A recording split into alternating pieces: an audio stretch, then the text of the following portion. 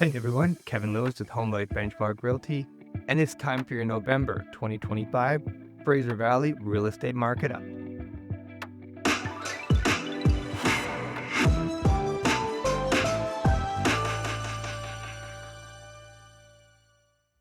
As we transition into the quieter winter months, October did bring us a small uptick in activity compared to September.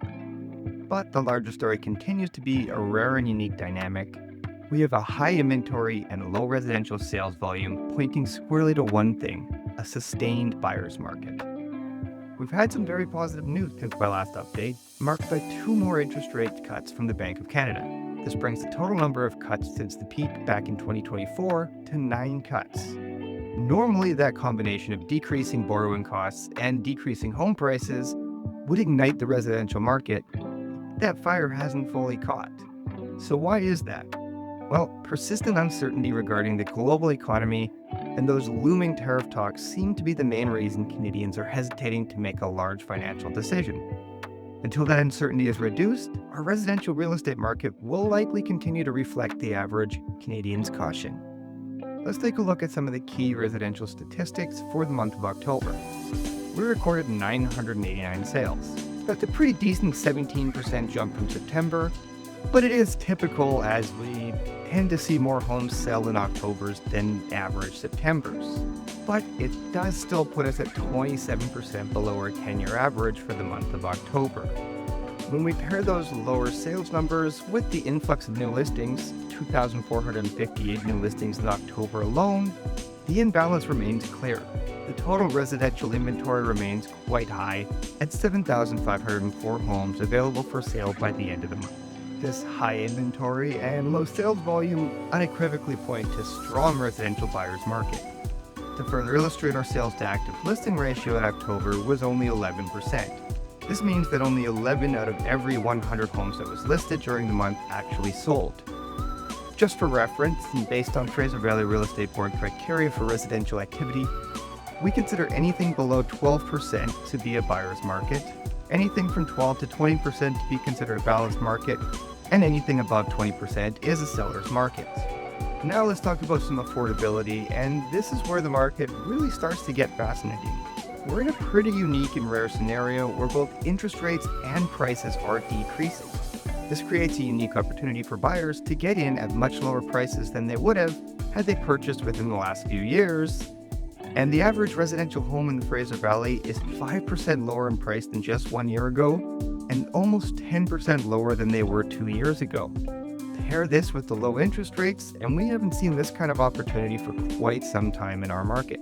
This substantial price decrease, paired with those 9 rate cuts since the peak, is giving us affordability that we haven't seen for almost 5 years.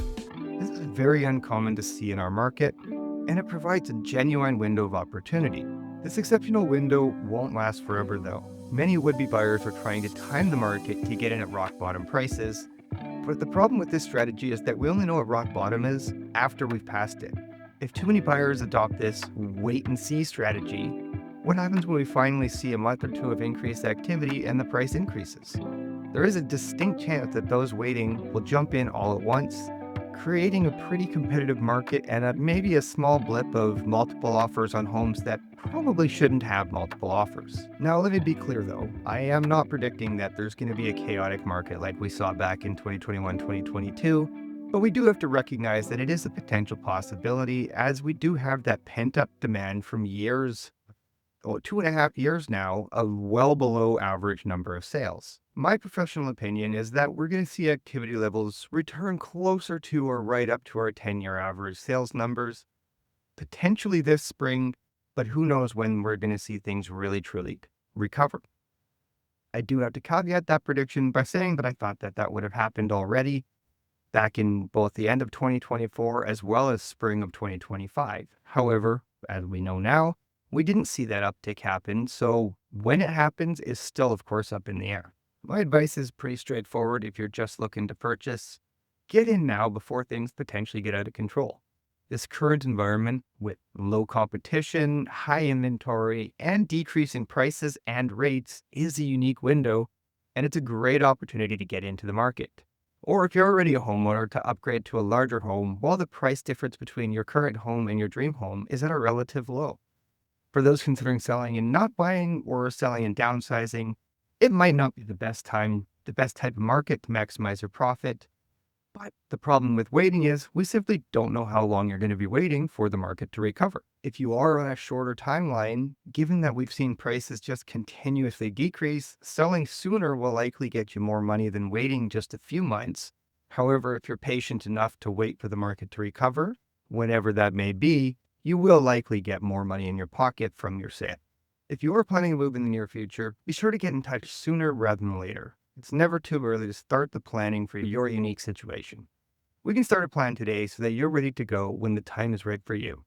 Be sure to reach out soon. Thanks for tuning in. Catch you next time.